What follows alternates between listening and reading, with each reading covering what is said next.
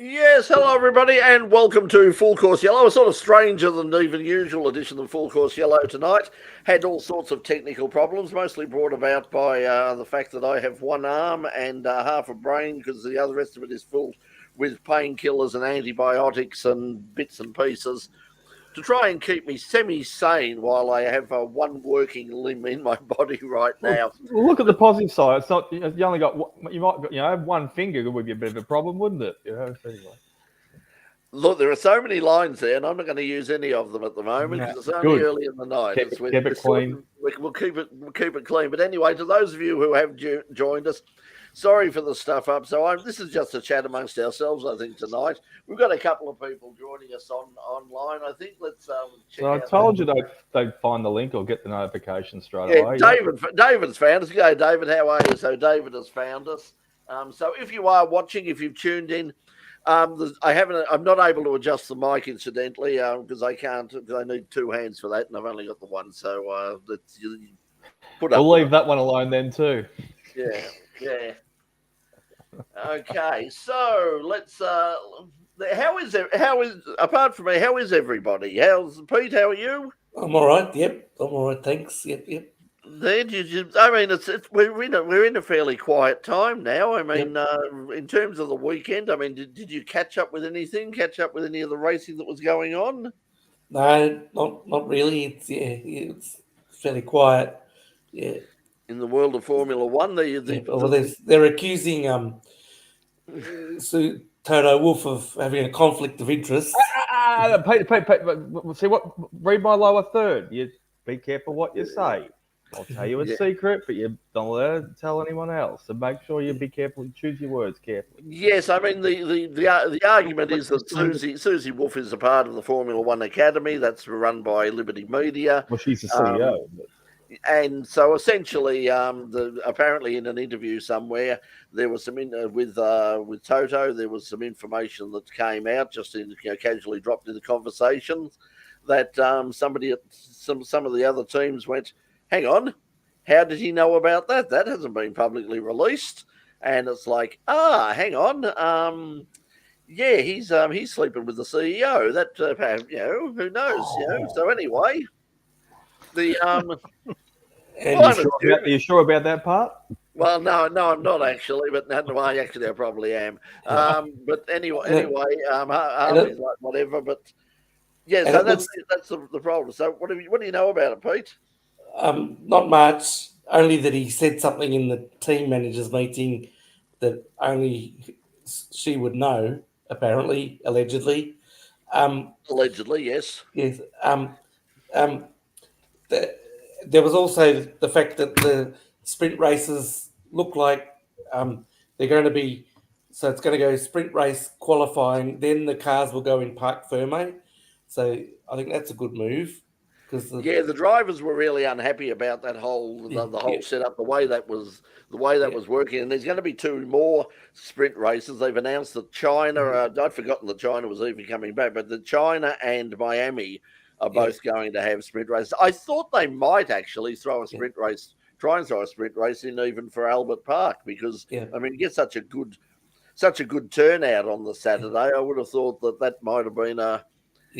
Good turnout. We're capacity, and looks like we are for years, for at least the immediate future. For sellout days, full stop. We can't build enough infrastructure for people. And it's crazy at the moment. I mean, and it's not just here. I mean, the British Grand Prix was sold out. We've seen, like the COTA was pretty much sold out right around the world now. I mean, Formula One is just on a, despite the fact that the racing is so predictable. I can give you a news grab, maybe an exclusive straight away too already. Obviously, you just mentioned China. It'll be it's 5 years it's been in hiatus, so 5 years since they've had their GP. So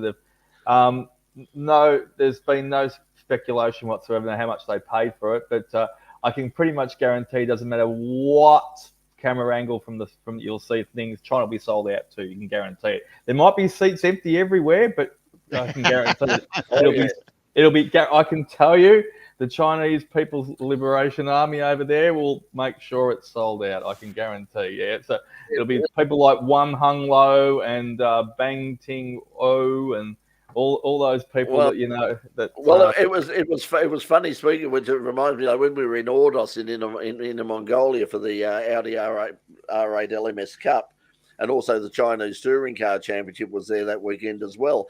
As we said, have a look. As I said before, if you haven't seen it, go on the In Pit Lane YouTube channel and just look for In Pit Lane Ordos, and you'll see the most amazing weekend that I think I've ever spent in my life. But we looked around, and I mean, the place was totally empty, and there was this huge grandstand with space for about I think it was seating for about 11,000 people in this brand new beautiful grandstand. It wasn't a soul in the place. And then about half an hour before the Chinese Touring Car Championship race, which was to be screened live on mainstream television right across China. Suddenly, we noticed this huge group of buses, this fleet of buses came in, and suddenly, in very military style precision, one by one, each of the bays of the grandstand filled up, and they had a bay of people waving blue flags for Ford, and a bay of people waving flags for Volkswagen, and a bay of. It was all very nicely organised. The race went on. The touring cars finished. They said there the checkered flag dropped. The broadcast finished, and then they all hopped back on the bus again, and they all went out. So. The old People's Liberation Army needs. It looked very impressive. So while we're still plenty of Formula One, a respected driver within the paddock in Formula One, which I highly regard actually. He's established himself very well and has a pretty good opinion. I think he's well balanced and grounded. Says that possibly 24 races may be too many. That's next year because they've been saying 22. What's that? They've been saying that for 3 years. Oh, of course they have. However, I think some of the content that's came from some of the opinions as well is probably good. Maybe that they should people that are a team 4,000 people that run the big show called Formula One and under the FIA banner. Maybe they don't necessarily have to do every single event. Maybe they should only just do 20 and have mandatory 1, 2, 3, 4 off or something like that, or on a rotating roster. Because, and also the other good idea that came out is, okay, it's all fantastic. Everyone wants to pay for the first Grand Prix of the year and the last Grand Prix of the year. That's where Australia obviously haven't got the big bucks, but they can put one on and certainly hold it in high regard. But there's a bit of money. It's money talks, BS walks, because they all want a piece of that calendar. However, it could be balanced a little bit better from one circuit to another, from week to week. I was trying to find. I was trying to find it, but the FIA have actually put out a release just a few moments ago. Actually, basically saying that the FIA are taking the allegations of season fatigue very seriously, and they are looking at ways of doing something about it, because a lot of the drivers and particularly the mechanics and all are just saying it's just too much. It's just like 20, it's those back to back races that are really stuffing people up. And I think 24 rounds is around every other week, apart from this the month off at the end of the year. That's well, they have a month off for August, summer, and then they have more if they're going to 24 Jones, races. You just want to drop your camera down a little bit so that the light doesn't flicker. That's because I live in Queensland and it's a ceiling fan. I'm just thinking of people's viewing and trying to look at you. That's all. Yeah, that's it. You took the edge off it. That's better. That'll help them. So look, I think it's going to be it's going to be interesting. But I mean, the greed of these people and the demand. I mean, Liberty Media aren't going to walk away from all of these events. Now, we've also it's been announced today, or will be announced, that there will be a race, a new race in Spain. The Spanish Grand Prix is going to move. It's going to move to Madrid, I believe. That's coming up, I think, in 2025 or 2026, one or the other. Yeah. but I can't get there. I've got all of the details, and I just didn't get there. By the way, just quickly, to Knackers and also to Barry P, TR Racing. Oh yes, we will get onto that subject just a moment, because that's just come out. A couple of things have come out late this afternoon from Motorsport Australia, which are going to have a huge, potentially huge effect on grassroots motorsport in this country. So we will get on to that. There's a lot to talk about tonight, because there's a few bike subjects who have probably been remiss for a few weeks, and everyone probably hasn't given due credit to either, or probably proper homage. So yeah, we'll get to the bikes a bit later as well, I think. Yeah, well, we will do that. I don't know if anybody else watched. I imagine Mark might have the Asian Le Mans series on the weekend. No, I watched a bit of Calder, but no, okay. I didn't see the Asian Le Mans series. So I probably would have actually if I'd thought of it, but no, I forgot. Yeah, I mean, it was great fields, great racing. Saturday's race was hit by a late Malaysian downpour, but it's a fabulous circuit. Isn't it an Australian Saturday afternoon downpour they got over in Malaysia, not the other way around? Well, whatever it was. Sepang used to get some pretty nasty downpours. Yeah. No, we got one on Saturday too. It did not stop for a second. I was out in it the whole time. Well, that was going to, but there was nothing tropical about that. But it was a terrible. It was amazing they got on track at Calder at all. I watched a little bit of it. But my main focus was on the Asian Le Mans series. And so Saturday, and then they had the Sunday race. But as I said, fabulous circuit. If you get the opportunity to go and see a race at Sepang, go up and check it out, because it's really like sort of two circuits in one. And if you get up the top of the grandstand where it sort of loops around, you can basically watch them go around one side, and then you just turn around and walk across to the other side, watch them go around the other. It's a neat trick. Yeah, it is. You don't miss a corner. You get exercise as well, and it's just a really lovely. Now give us a review about the racing, Brett, not just the circuit. Well, the racing was good. I mean, we had plenty. The LMP2 field was fantastic. The GT3 cars were oversubscribed. A couple of Australians involved. We had Brock Feeney was racing the 888 Mercedes there, and was competitive. Finished. Was Prince Jeffrey with him, or just on Prince his own? Jeffrey? No, Prince with Prince Jeffrey and someone else. I forget who it was now, but. So they were racing. It's interesting also that Roland Dane was up there. Oh. And if you read his column in Speed Cafe, he sort of says about some of the things that supercars could learn from the Asian Le Mans series, in particular things like the tyres, and as he pointed out, the tyres they're using in the Asian Le Mans series, in Le Mans series in general, the Michelin tyres, or something. In the case of the World Endurance Championship, the Goodyear tyres are a compound that lasts a long time. It gives plenty of grip. It lasts, and it doesn't leave a whole lot of marbles everywhere. And as he's saying, he said it was just a pleasure that the drivers were coming back.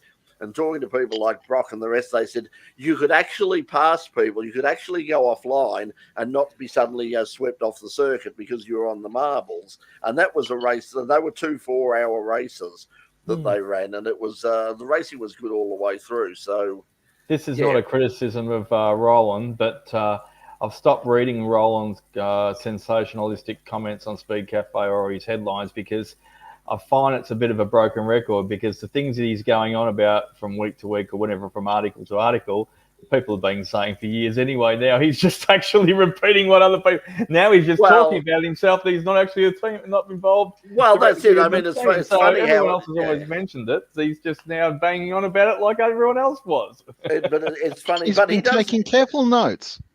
He has been, and it's funny how he sort of, and now that he has come out, and I think he talks a lot, and because of who he is and his involvement in the sport, what he says, I mean, we can say these things as much as we like, and lots and all the fans can say as much as they like, and probably nobody in authority, particularly at Supercars or Motorsport Australia or anywhere, is going to listen to a blind word we say. But you'd have to say, like Roland saying something, it raises the topic. Just going to push him on the outer. So, anyway, Mark, your turn. Give us a review of Calder now. So because Brett did Age Le Mans, when we review, you were watching a bit of Calder now. Let's hear your review. I did. Well, I enjoyed. Unfortunately, I had a disjointed viewing experience because of dramas that were going on here in the house. But I saw some TA2s and and I always love watching TA2s. They're great cars. It was Matt McKeldin's last. I'm going to get his name wrong again. I've always gone back and forth on the pronunciation of his surname. Anyway, but yeah, Matt's last run in TA2. I've known Matt for a long time, despite my unfamiliarity with his name. Because he came through Formula V in the 90s when I was starting doing media, was some good racing. I guess I was most particularly interested in what was going on in the XLs with a number of top Queensland teams in the running, and it was good. It was great to see young Tyler Collins get win the inaugural national series. One of a flotilla of great young Queensland drivers coming through XL Racing, it was very good. So, but overall, the circuit itself, I mean, I spent a lot of time as a younger person watching Calder on TV. I've never been there myself. Just never been. Just count your blessings. Not had the opportunity. Well, people tell me about that. At Sandown too, but I still want to see both circuits. Yeah, Sandown's worth it. But take a bottle of red along with you. I was saying, and I saw Brett, you popped in and commented on at the time on the weekend that it looked like a bunch of race cars had snuck onto an abandoned airport. And which as I said is effectively what happened. I mean, the place was, to all intents and purposes, I mean, the place was virtually abandoned, and they have, they've jerry-rigged it together. They've used a lot of the old infrastructure stuff they got from Adelaide, stuff they got from the Grand Prix Corporation here. A lot of the stuff that Peter got for the drag racing was sort of dragged into place, and basically to get it up to scratch again. And the fact that they've got racing there at all is quite remarkable. But I didn't have the opportunity. Well, so the fact that because the place was almost underwater, because there is sort of like there's a creek down the back. There's water rising up everywhere. In fact, at the start line of the drags, just when you come off of the basically when you transition from the circuit onto the drag strip, come main straight. In the corner there's actually a pump, like a bilge pump there, which needs to be brought into operation every now and again, just to get rid of the underground water that's occasionally just seeps up. I mean, the place can be. It was in shot. Right, you're right. Yeah, so it's it's very, very wet there. The mud when Calder Park mud when Calder Park dirt gets wet, it is the most horrible damn thing. I mean, I've actually destroyed shoes going there, because there's nothing you can do. It sets like concrete. It's as sticky as you'll leave sort of 10 inches taller than you were when you got there, because it just clumps up under your feet. It's a shocking place in the rain. It really is. It's absolutely terrible. But but you also know why, because it's so stiff and hardened concrete like and all that. You understand why the Thunderdome has never fallen down. The Westgate Tunnel dirt would have come in handy and solved all those problems. But anyway, it's only contaminated a little bit. It's like at the corner coming onto the straight as well. At the end of the lap, you'd see they had the concrete barriers come right. It looked like that it was set up for, say, street drags or whatever, and they just pulled a few of them out of the way to allow the racetrack to come onto the straight. Well, that's what they do. Yeah, that's what they do. Yeah, I mean, because there was it looked almost like that there was a gate, or that there could have been a gate there. Yeah, no, they do. They bring the forklift in, and they basically lift out those concrete blocks, move them to the side so that the cars can come through that spot at the S's, get back onto the main straight, and then drive on from there. The ideal situation there would be for them to do something so they could use the original Glowweed corner, go round into what is now the staging lanes for the drag racing, use that for the circuit, and then have the drag strip completely separate, right through until the end of the strip, when they could sort of safely move the circuit cars back onto the strip. But right now it's booked out pretty solid. The roll racing, which I was going to commentate at last week, that was cancelled in the end anyway. I mean, I obviously had to cancel my bit there, but the roll racing was cancelled. But I think in about a week's time or something, they're going to actually combine the drag racing and the roll racing. They're going to basically do a half and half. They're going to do half the day as drag racing and half the day as roll racing. And so that's on the Calder Park Facebook page. You can get all the information about that. And if the weather's halfway decent, they should get a pretty good crowd there as well, I would imagine. Is that which weekend will that be?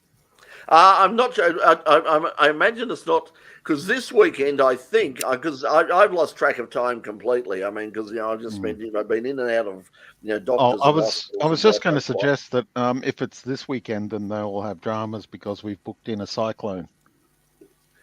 Well, I saw that forming. First one. It's your first one. Congratulations of the season as well too. I hope the Bureau of Meteorology were actually speculating on down here on its formation. Well, they're even speculating now that places like Sydney and even and they will start getting cyclones because of the change. So well, they did say. Well, yesterday they said the projected path for Cyclone Jasper could cross the Australian coast somewhere between Cairns and Sydney. So they're kind of hedging their bets a little. Hedging their bets. Oh, well, tomorrow, if they say tomorrow between Cairns and Melbourne, they're hedging it even more, aren't they? So the way the patterns go, do you think they're getting more accurate these days? Now, I think at Calder this. I'm trying to figure out what the date is, but I think at Calder this weekend. I think, and I don't know if Roy's online or something, but Calder Park, I think this weekend has Formula SAE. I'm pretty sure it's this weekend. Might be next weekend. Yeah, he was. I don't know. I've completely lost track of all of that because, as I said, I mean, I really haven't looked at anything apart from the inside of hospitals and doctors' rooms. So,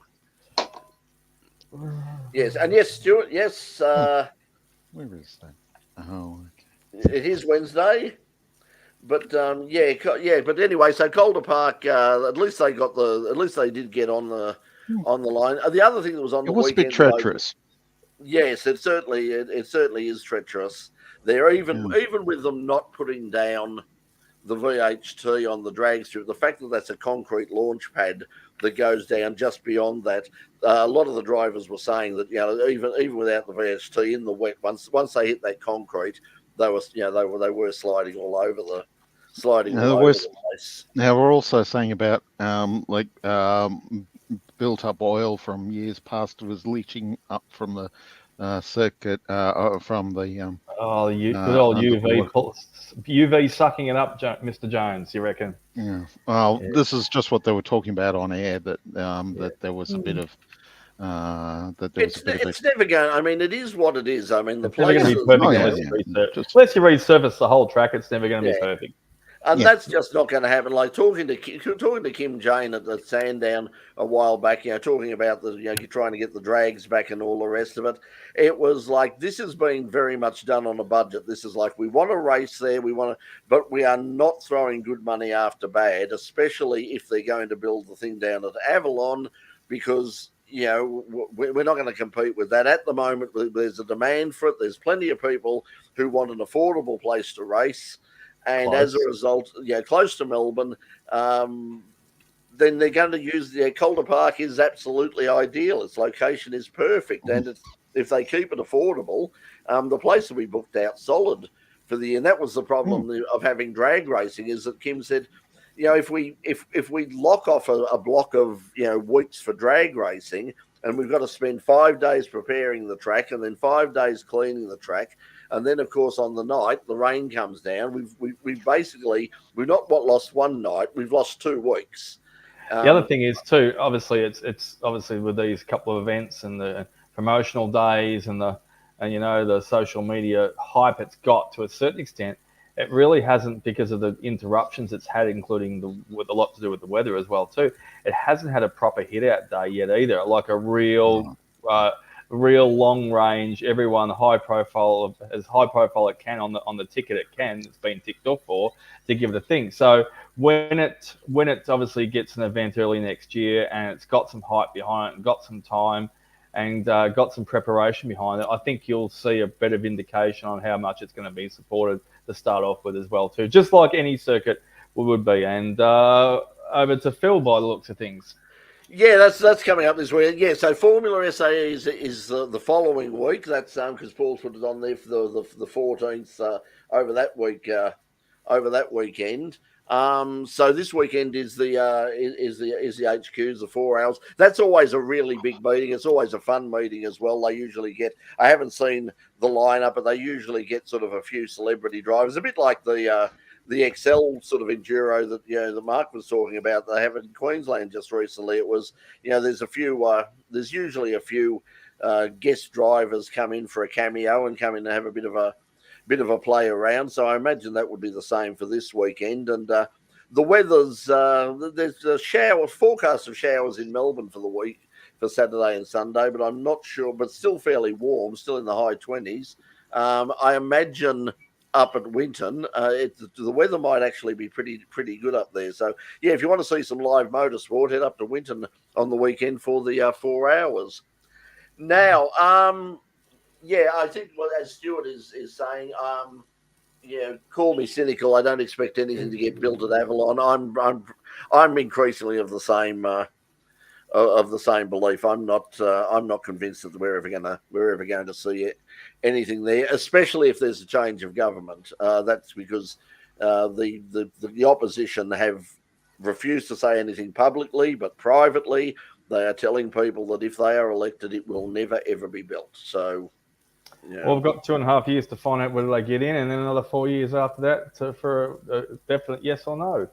So that'll put it to bed then in 2.5 years. So we'll see. I think the present government anyway is more consideration of actually getting the infrastructure that's been started and planned years ago and trying to get it finished in the next 2 years, because I won't go into the money side of things, but it's blown out in time-wise. So Melbourne is going to be a lot happier place to get around the city and the CBD and the surrounding suburbs if we get this infrastructure built, because at the moment I drive it every day and I'm driving it 2 or 3 times a day all over from one end to the thing. I was as far as South Morang yesterday, and I went all the other side down to almost to Grovedale and Geelong. I was in Grovedale, Geelong today, and everywhere in between I am each day. And we need to get this stuff done for the rail and for the transport, for getting around. You know what? Yeah, it's chaos at the moment. It's chaos, and has been for years, and it's going to be chaos for a couple more years. So once we get it all finished, let's get around. But even, I mean, you know yourself, Doc, even out our way. I mean, because you work just down the road from me. When I came out of the surgery yesterday out at Roval, because I obviously couldn't walk. I thought, I'm not going to get take the 2-hour bus ride. This is it. I mean, from here to Roval, from here to the doctors, if I drive, is 17 minutes. Catching public transport, it's 90 minutes. and I wasn't going to do 90 minutes, but I jumped into an Uber. I got an Uber after I'd had all the procedure done on my feet. I hopped into the Uber, and it was, of course, right in peak hour, just on about 4:45. I got out of the surgery, which took a lot longer than I thought it would. We hopped in the thing, and it took almost an hour just to get, from Roval, down Stud Road onto the freeway and then back onto here in Hampton Park. It took nearly an hour. It was just so totally congested, and it's crazy. The traffic is just insane. So. Yeah. I think what Knackers are saying about Avalon is, with the former, Dan, with Dan Andrews gone, and with his closeness to to Lindsay Fox, it's more likely the Albert Park pit complex will get built than Avalon happening. I think that'll be the part of the compromise. And part of the compromise might be to actually invest some money in at Calder, because certainly an interesting visitor to Calder the week that I was out there when they had the Victorian State Round, the AASA State Round there, an interesting visitor, I'm told, although I didn't see them, was apparently was a couple of members of Her Majesty's State Opposition, or His Majesty's State Opposition, as it is now, who were wandering around and having a look at the place and asking questions like, if all of this is here, why are we building a thing down at Avalon? Because it's not brand new, that's why. Anyway, so unannounceable.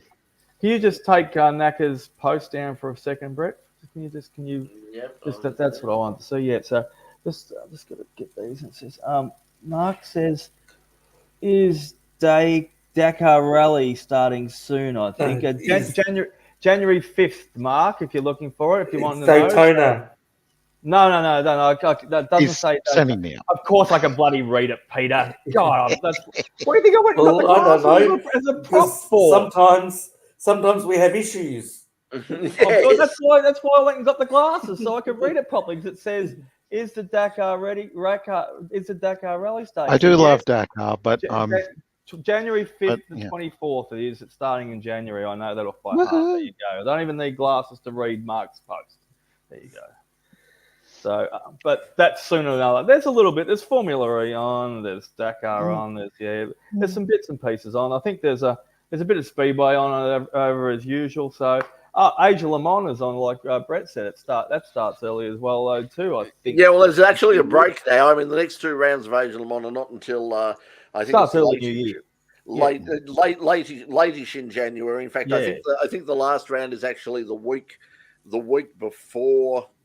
I think it's we kind of link up now with. Well, we kind of link up now with the old calendar, like, don't we? Like they're back to the Middle East now. They've got the 2 weeks. Basically, we've got Yas Marina and Dubai Autodrome, and I think which is what we've had for the last 3 years. Only we've just stuck Sepang on the front of it. Well, the reason that they're staying there is that it's really, really popular, particularly with the European teams who want to try and get that that very valuable invitation to Le Mans. That they can it's much cheaper for them to go over and do basically 4 races in 2 weeks in the Middle East than it is to come and follow a trail all across Asia into China and Malaysia and all that. And also, as we saw one year, actually down here at Tailem Bend, and I know that Sam Shaheen is very, very keen to try and get the Asian Le Mans series back here again. He would be. That'd be fantastic. Certainly talking about it. Of the 4 people that are on the screen right now, I know one of them that went to it, and it was absolutely. The circuit was less than 2 years old at the time when he went, and it was exceptional. I know it's still in its early days. There was still a few creases to iron out. There wasn't a drag strip that's on it like it now to even upgrade its what do you call it? I suppose the status it's got now. But yeah, I got it, and I know it's a little bit out of town, but yeah, it's a great circuit. It's a great venue, and it's well supported. Gets a lot of a lot of credit where it's due. Just obviously they're just got to build a little bit of town around it. And by the time of that, anyway, Brett, as Brett you can see from his promotional top he's wearing tonight, he'll have played 5 games of polo by then. I can see Ralph Lauren on the corner up there. 5 games of polo, Brett will play, and there'll be at least 20 games of cricket played by then, and about 1,000 games of tennis by that stage as well too. So can't wait to see you back on the horse again there, Brett. Well, swinging I'm not getting on any bloody horse. I had enough trouble in the backyard, let alone riding a fucking horse. Now, polo and racetracks is more of a Morgan Park thing. Yes. Where the parallel ponies roam. But the reason I'm wearing this is when I did the as Doc would know, when I worked at the tennis last year, I got in fairly late, and I said, I need. They said, what size shirt you wear? And I said, 3 extra large. And they went, we don't have any. I said, I'll squeeze into a 2 extra large. And they went, no, we got none of them too. And it's like, turned out large was as big as they had. And they said, we've either got large or 5 times extra large. So for comfort's sake, I got 2 of these at 5 times. And right now, you should have told me. I didn't check my junk email today to see whether you tell me if I have to wear my top as well too, because mine's put away, has been for 12 Well, the months. only reason I've got it on is, as I said, it's the only shirt I actually went out and bought. You know, I got a whole bunch of 5 and 6 times extra large shirts, so I can get dressed, because otherwise I can't put normal shirts. All right, I'm going to give the viewers and listeners hang on a second. But before we do that, something, as I said, this is, and it is in fact listed as important announcement. Please read and share. And I'm going to do this now because we've had the people from Motor Events Racing on In Pit Lane in the past. I mean, talking about, they basically run sort of, more fun level stuff, budget enduros, that sort of thing. Now I'm going to have to turn around because it's there, so you're going to get me in profile, which is never a good thing. But anyway, I want to read this because it's only just come out. Music in my head all of a sudden. Yes. Stick your nose out a bit further, would you? Okay, so this is the situation, the announcement that's just come about in fact 52 minutes ago from Motor Events Racing. It says, over the last 2 years, Motorsport Australia and Motor Events Racing have had a very strong relationship. Motorsport Australia has worked with MER, Motor Events Racing, to officially approve our standing rules and regulations and build supplementary regulations to ensure our events can run across the country under their banner. This relationship has enabled MER participants access to some of Australia's premium race circuits. Without this access, most of the MER family would never be able to experience these facilities, places like the Bend, Phillip Island, etc., etc.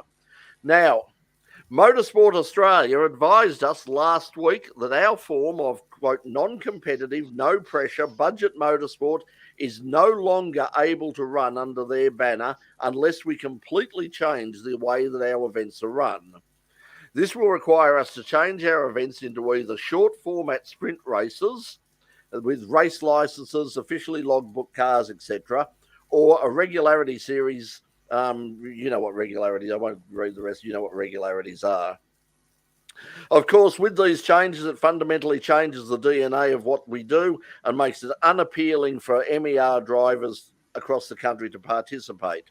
This decision has been made with no notice and has occurred after the traditional time period that all of our race events had booked race tracks and announced their calendars for 2024.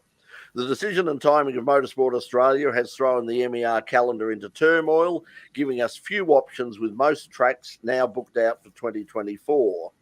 This has left MER scrambling to try and recover some events and will have a major financial impact on MER that we are unsure how to recover from. We apologise in advance to those that will be inconvenienced. We will attempt to have an updated event calendar out by the end of the week, as is our commitment to the MER family. If any refunds are required, they will be done before Christmas. And most importantly, unfortunately, this will affect the MER family. with events racing no longer able and willing to accept Motorsport Australian licenses at any event. And then it goes on to basically say, there's a bit of tongue-in-cheek stuff saying, if you would like to personally thank Motorsport Australia for this wonderful Christmas present, by all means, please do so. Now, this comes on the same day, and I'm sure these things are connected, that Motorsport Australia have also issued a new edict in terms of people being able to get out of cars in an emergency situation, and they're going to drop that now to 10 seconds, which means basically you'll have to do a test to get your license to show that you can get safely out of your car and away from your car within a 10-second period, or otherwise you won't have your license. Now, this is obviously really... What's that? That's me. You and me both, Pete. But but this is the problem. Jonesy, you and I will have to sharpen up a bit on our. We've got to get our times down from 15 to 10. Got that? Well, this is the problem, because a lot of the people, particularly in the historic, they're saying that, a lot of the historic people are saying, one, we're a lot older. Well, two, the cars were never made to sort of jump in and out of in a lot of conditions. We're just that's probably the end of our racing career. If this is going to be enforced, they're claiming that we're not going to be and literally dozens and dozens, if not more, racing drivers who are getting on in years or have any other mobility issues are effectively going to have to give up the sport. So and I'm sure that both of these things, the fact they've come on the same day, I'm sure that both of these things has come as a direct result, not from anything direct from Motorsport Australia, but as a direct result of insurance, because it's becoming widely known within the insurance industry. And I'm following up to try and do a story on the show, which obviously I didn't get time to, but following up from people within the insurance industry, they are just saying that insurance companies are increasingly saying car racing, bike racing in particular, too dangerous, not covering it, or if we do, it's going to cost a lot more, and we want some very specific regulations to minimize our risk, and that will be one of them in terms of that. Now, somebody points out the FIA requirement, like in Formula One and everything, is in fact only 7 seconds. But of course, they're professionals and younger drivers and all the rest of it. So I don't know. What does everybody think? I mean, you want to get 2-3 second comments. One serious, one joking. Jonesy, you and I have got to work on our 10-second threshold, and also we've got to spend some time on our ejection seats for the two people above us. I was thinking of the ejector seat, actually. Yeah, we can get those a little bit more organised. We can bounce these two out of the car quicker, and that'll get them under the 10 seconds as well, though, too. As I said, pick the joking one and pick the serious comment. I wonder what Sunil thinks of this. Sunil. The new CEO of MSA, Sunil Vora. Well, I mean, isn't his phone going to be running hot right now? I imagine there's lots of phones going to be running hot, but the problem is, and it's the same problem that the IHRA have with drag racing in Sydney with the bikes. They've got the Australia Day Nationals are coming up soon, and Sydney Motorsport or Sydney Dragway have said to the Australian National Drag Racing Championships, I'm sorry, you can't run any bikes here, because they simply can't get insurance to cover the bikes. Motorcycle Australia have got a 1-year extension, which has cost them almost double, apparently, what it cost them last year. There's a very real chance that at the end of next year, Motorcycling Australia might not be able to get insurance as well, because the insurance companies are just saying, no, this is we're not going to open ourselves up to this risk. It's it's potentially too expensive. It's too dangerous for us. Insurance companies love to take your money, but of course they hate to pay it out, and that's what they're there for. But they don't want to do that. I mean, if the thing is, we won't need insurance, because we'll all be driving around at 25 k's an hour. But yeah. Well, I suppose we kind of had this kind of thing telegraphed with 12 months ago with the dramas that befell Targa racing. Yeah. Yeah, that was the same issue. Now the ironic thing is, as is pointed out, people are saying, I'd put your comments up on the screen. As I said, I've got to keep turning back and doing it with this hand and with this. So yeah, I'm not getting as much stuff up as regular. But look, I think the situation is, unless not just motorsport but other sort of quote high risk sports, unless we do something at a government level, we're going to be in big trouble. But the problem with that is, and I've actually read an academic paper on this subject, to adopt the scheme that they have in New Zealand, which is effectively a nationalised sports insurance scheme. It's no blame, it's no fault insurance. Everybody pays a levy. Competitors pay a certain amount. Spectators pay a certain amount. Everybody pays a certain amount. But the conclusion of this academic paper, and talking to a lot of the people in the industry, was this will never ever happen in Australia, because the moment they do that, the right-wing media are going to jump up and down and saying socialism, national. They're going to close that. Your taxes are going to go to these irresponsible hoons on the running around racetracks. There was an element of that with the NDIS when that was first being talked about, and the NDIS is similar to that, to what the scheme you just described. Yes. Yeah. Now they've just got to catch all the bloody rauters. Unfortunately, they're doing it. Well, that was always going to happen. And the thing is, and as Pete would well know, the rauters are not the people who are getting the NDIS; it's the service providers. I'm sure Pete has even more stories than I have about dealing with NDIS. Getting on, we're going to do some bikes quickly. A bit of funfair first is, because I'm sure every week for at least 5 minutes to 10 minutes every week while I haven't been doing this, you've been talking a lot about the bikes. I'm sure you have. I'm sure you're across all these. We mentioned certainly MotoGP. That's all right. Giving it true justice. That's okay. So just a fun fact for starters. There is just a little glow. And now it's Doc's fun fact. We need a graphic for that. How am I supposed to talk after no wonder people say we're idiots when we do the show on Tuesday and Thursday night. I've got an excuse. I'm doped up on painkillers. I'm loaded up with morphine. What do I care? I'm on vapors, usually up at 4 o'clock in the morning, but not this week for a change. That's why I'm really happy to join you. However, here's a bit of fun.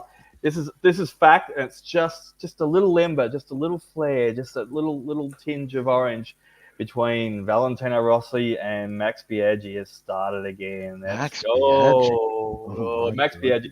They were very fierce rivals, because it all started in a restaurant many moons ago. I think back in the late 90s, maybe. Don't quote me, but maybe 97. There was some comments made, and anyway, everyone can dig it up for themselves if they're bored, because apparently there's not much racing going on. I still think there's plenty, but anyhow, but there's no taking sides here. You don't have to. It's just a bit of fun, but they don't like each other. They never will. And Max, Mr. Biaggi's a little bit arrogant when he goes around the track sometimes too. But anyway, a little bit. The weekend, what there was on the weekend, of course, at the Bend was the Australian Superbike Championship. Yes, I watched that. Congratulations to him on taking the test. It was a great weekend for him. Unfortunately, our friend Ella McCausland came off her bike in the first race on Sunday morning. I don't think it's anything serious. I mean, she was taken to hospital and, of course, didn't race in the afternoon, but I haven't heard any updates, but it's good or bad, but I'm assuming that... I did watch a bit of the live stuff myself as well, though, too, and I didn't see Ella's race. I was out actually doing a charity toy run. I was on Sundays, but I got back to some of the late live stuff, and, well done, Troy Herfoss. That's just a star-studded field as well, though, too, in the Australian Superbikes. I must say the coverage was on. I was watching via SBS. And Kate was hosting. Well, I didn't really notice her, to be honest with you. I mean, she was there. Awesome. She was doing. She's a bike rider. She is, but it was a really good coverage. It was what supercars should have a look. There was no fluff. There was just proper, proper interviews with riders. What was that comment? Supercar. They're not going to bloody listen. Not even the MSA Sunil Vora said to watch the coverage or something else, but they listened to bloody damn well. They do not. They were anyway. Let's get back to the bikes. Great. It was actually great covered. Well done, Ella. She still had a really good season. We had a chat with her during the year on In Pit Lane, which was fantastic. She's a great girl. Hopefully she gets another gig next year, because I remember when we were chatting to her, I asked if she was eligible for another season, and she still makes the age cut, because I don't think she turns 16 until. Yeah, they were talking about it on the. They were talking about that on the coverage, saying that she possibly could come back, but obviously she would like to. She would like to move up, and so all the best to that can happen, because she was. I do follow her. Follow her Facebook, her Facebook page for Ella McCausland Racing, if you want to follow her as well, though, too. She's got a lot of followers these days. And unfortunately, she dropped to 15th in the championship for the year, which, due to that DNF and having a little bit of bad luck towards the end of the year. Also, I'm sure you guys have mentioned it already, but have a look at the picks. You only have to put in Marc Marquez and put in Ducati. And I'm sure you're going to get inundated with about 5,000 Pinterest pics of a sort of a dark bluey black and a number 93 Marc Marquez running around the Ducati. But that's probably not the big news as well, though, going into the thing. So with the drivers and rider swap around type stuff, Luca Marini is now going into his spot over there at Honda LCR, which was not Repsol anymore, which I hope you guys mentioned a few weeks ago. We did, actually. Yes, we did. Good. Repsol's gone, so that's massive. That is huge for their biggest sponsor for so many years. And I think I remember saying to Brett at the time, it's not just because Repsol's pulled the pin after so many years. When Marc Marquez has now left, they've made a decision to do it. They just aren't adopting another rider or two that are in the team as well, though, too. There has been plenty of other riders come and gone, including championship winners at Honda. It's just really huge that they've left at the same time as Marc Marquez has pulled the pin as well, though, too. So stay tuned. You're probably going to see them pop up on a bike real soon. Luca Marini has now taken his spot. That was really good. I didn't actually check out whether Mr. G. Antonio's got a ride yet, but I think he got a satellite team spot over at Mooney Racing, probably where Luca Marini's left, I think that was. And lastly, on the what was it? Quickly. There was. Oh, that's right. Yes, huge. Aprilia. Aprilia has a new owner. It is NASCAR Trackhouse from Racing, and they are taking over. They're taking it over. I'm just trying to quickly have a quick look at his name. His name is Justin Marks. Justin Marks owns it. So they're bought into it. And this is, of course, the team that Shane Van Gisbergen bought into, but they own it. Yeah, this is the. It's okay. It's the race team, right? Okay. Yeah, so Miguel Oliveira and Raul Fernandez are the two riders, and obviously they've had some limited success over NASCAR, and they've decided to jump on and buy out the Aprilia side of the team. So they're the satellite team over there at MotoGP. And they had a big launch, I think, in the last 24 hours with Dorna full approval and giving them high hopes. Yeah, well, I got to say, I mean, it's natural progression to go from NASCAR to MotoGP. I'm surprised it doesn't happen more often than it does. They have so much wheels to worry about. Yeah, it's interesting. I mean, they're the team that like Shane Van Gisbergen ran it and won at Chicago, and the fact that they're getting involved in they're getting heavily involved in MotoGP is really interesting. So, but I'm sure that Dorna is absolutely thrilled to have sort of an American involvement, as sort of like you would assume that Formula One, that Liberty Media would love to have Formula One more American involvement, and that's the interesting thing. Pete, what did you think? Logan Sargent's kept his drive. Yeah. Williams did say that they would like to give him at least another year to try and show himself, and they believe that they haven't given him the car this year, so they reckon that with next year's car and that'll give him the opportunity to prove himself or not. And I think at the end of next year, if nothing much happens, then he'll he's gone. Yeah. What's the Formula One commentator that does the main interviews, but he doesn't show his face on Drive to Survive? He also does have a lot behind. It does basically. He's the aficionado behind the scenes. What's his name? He's the guy that does Formula One. Does the Friday warm up on a semi-regular basis. David Croft. No, not David Croft. No. Ted Kravitz. Ted Kravitz. Alan? No, he's not the commentator. He's the guy that does all the interviews, the prime interviews. What's his name? He's mentioned it a couple of times. What? Will Buxton. That's it. Will Buxton has said a couple yes. of times. But Mr. Buxton, he does basically all. He's the voice behind Drive to Survive. He just doesn't show his face on it, but it's his voice. Does. And very semi-regularly. But when they put him in for those Drive to Survive interviews, they basically look like they put him into a confession box, like at a bloody church. They've got the vents with the bloody bloody. They do that to all the drivers. They do. It's like a confession room they put him into. So, but Will asks all the questions. Diary room. You never see his face in that, but it's Will's voice. Anyway, going back to, he does show his face on, obviously, the Friday warm-ups and other different times and the wrap-up on the weekends on Formula One races and that. One comment he has made 2 or 3 times later in the season, because he's actually very knowledgeable. You've got to take away all the muck-around stuff he does, which is good. He's just trying to entertain, but he's made a comment about Logan Sargent 2 or 3 times later in the season. I'm adding to a little bit more. Unless they go and poach a reserve driver or an up-and-coming driver in F2 or whatever it is, if they have to make a huge statement or do a massive deal or poach someone.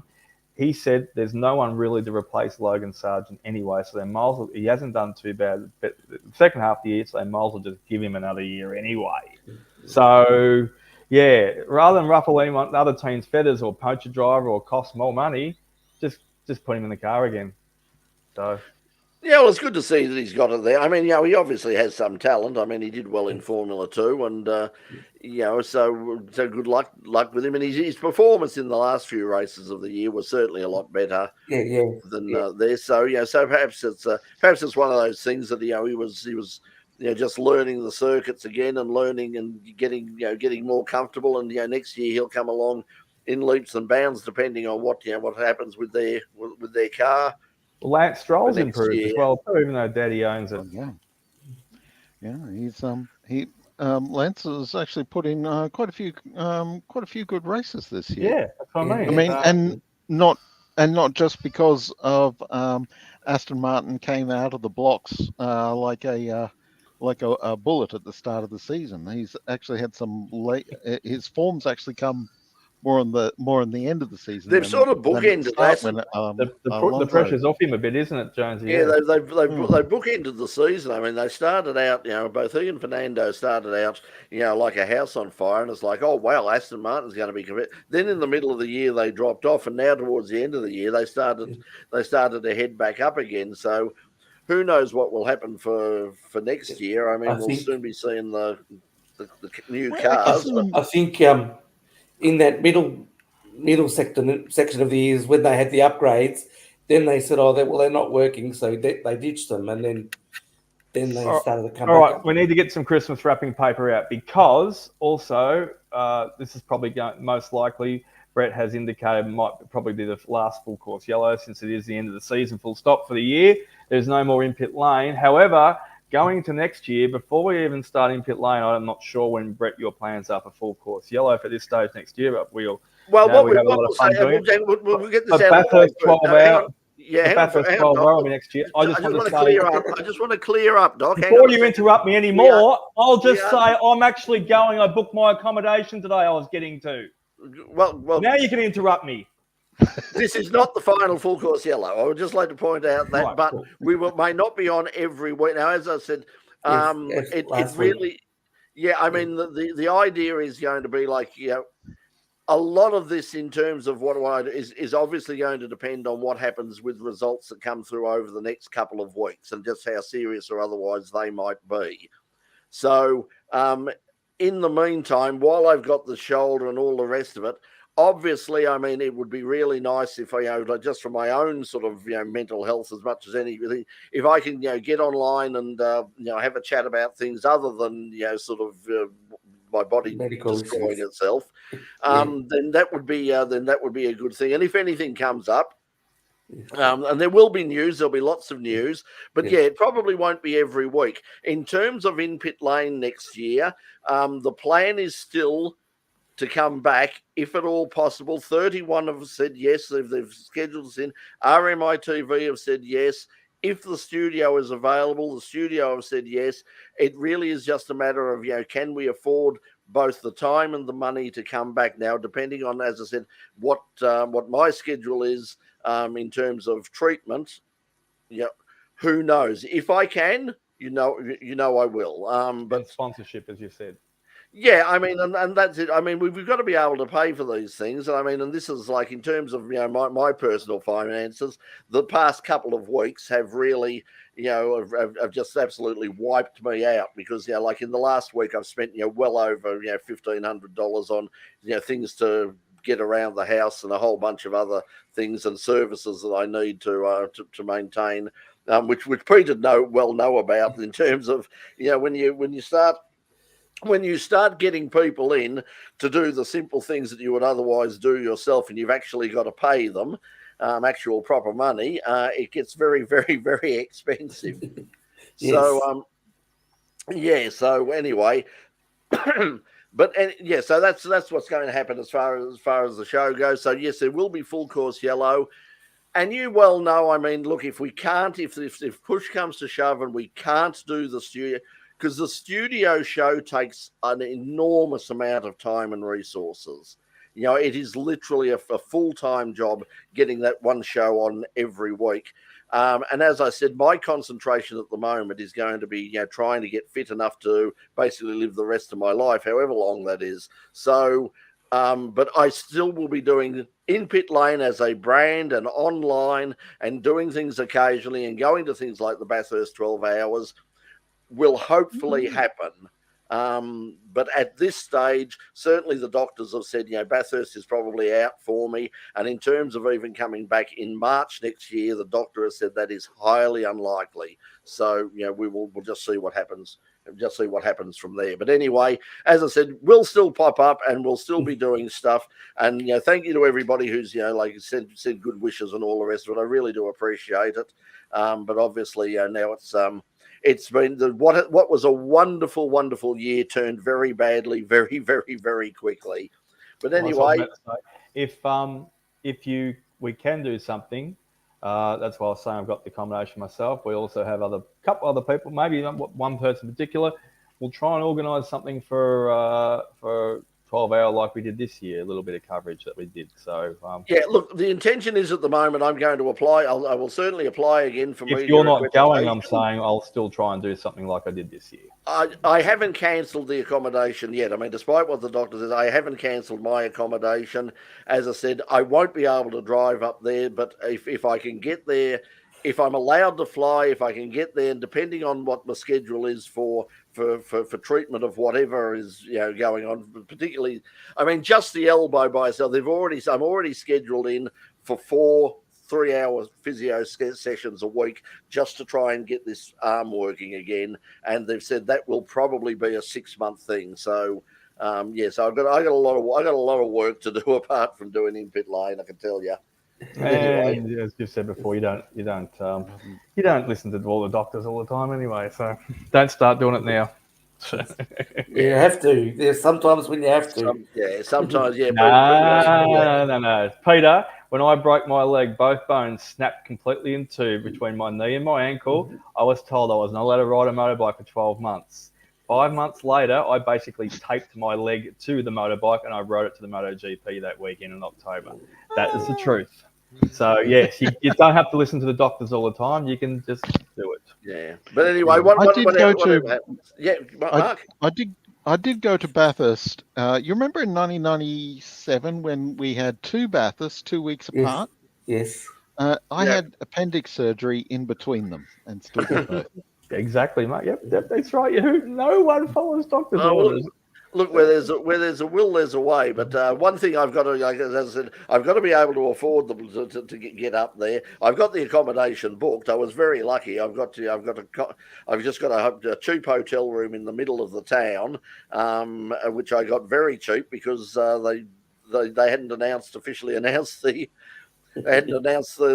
official dates yet. And as soon as I found out, what the dates were, I jumped online and grabbed 4 days of accommodation. Oh, for the a very, controversy very, of having very those two events a week apart. Yes, the rivalry has already started. That's really interesting. Well, that's sort of really interesting because they are now saying to people who are camping up there for the 12 hours, not so fast, Mr. Bond. There may be some changes. Yes. So so let's see what happens now that they're and they've also which one's on first? Which one's on first? The 12 hour. 12 hours. I'll be out of that place so fast on the Monday morning. You won't even see my dust. I'll be running away. No offense. Yeah, that'll be the go. It looks like, at the moment they're starting to announce Paul Tracy, the IndyCar legend. Yeah, he's coming back. He's going to race in the. We're getting a lot of invitational cars coming up. The Vortex, which is the French sort of V8 powered sports car thing. That's going to run there along with all the marked cars, of course, the local marked cars, and so there's a few invitational cars there. We've got a few local entries. The Intercontinental GT Challenge, the race, I think this weekend, there's the final round for this year is in South Africa. Yeah. South Africa. I think it's the Middle East. No, Indianapolis is normally the year season. Oh, hang on. Yeah, because it is being streamed. I'll bring it up on. All right, guys, I'm gonna get going anyway. I got some work to do. Okay, Doc. We'll see you. We'll see you later. Good to see you guys. Good to see you, Pete. Good to see you, Jonesy. Great to have a chat for a change. It was awesome. It's Yas Marina, the Yas Golf Marina, 12 hours. Golf 12 hours. We've had the Kyle Army and Indianapolis already. Yes. All right. Have a good weekend, everyone. See you next time. Okay. Catch you later, Doc. Yeah. So that's the situation. That's coming up. But in terms of the international, teams coming, I haven't heard much at all in terms of who is coming, and the fact that they're sort of pushing the invitational class so heavily indicates to me that they may be a bit concerned they're not going to get the numbers of GT3 cars that they've had in the past. I've got to wonder if maybe the World Endurance Championship moving from GTE to GT3 might have an impact on entries for the GT3. Even though that they've been linking the GTE, they've been linking World Endurance GT3 entries to the hypercar entries. Yeah. But it does.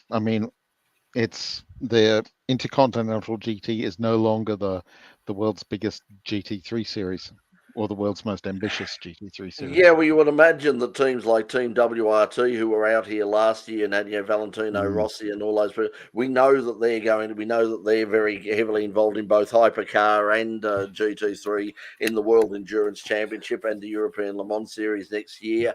So a lot of those teams, may decide to.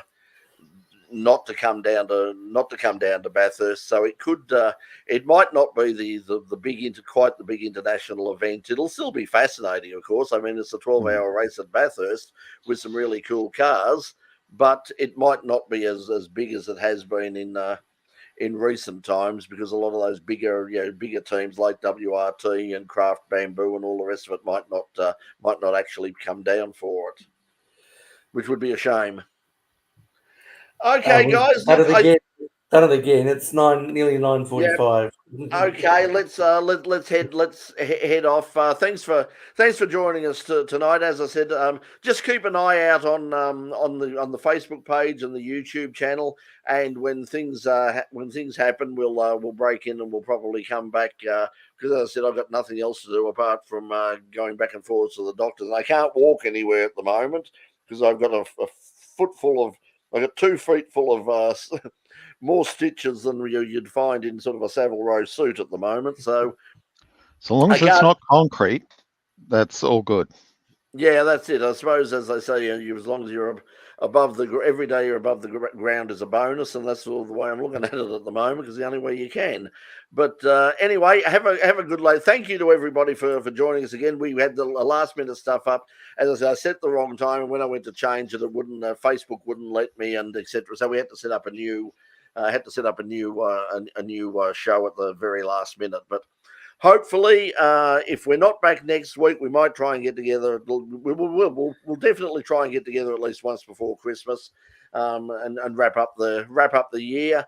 And as I said, in terms of In Pit Lane for next year, the plan is very much to come back. Everybody wants to come back. I certainly want to come back.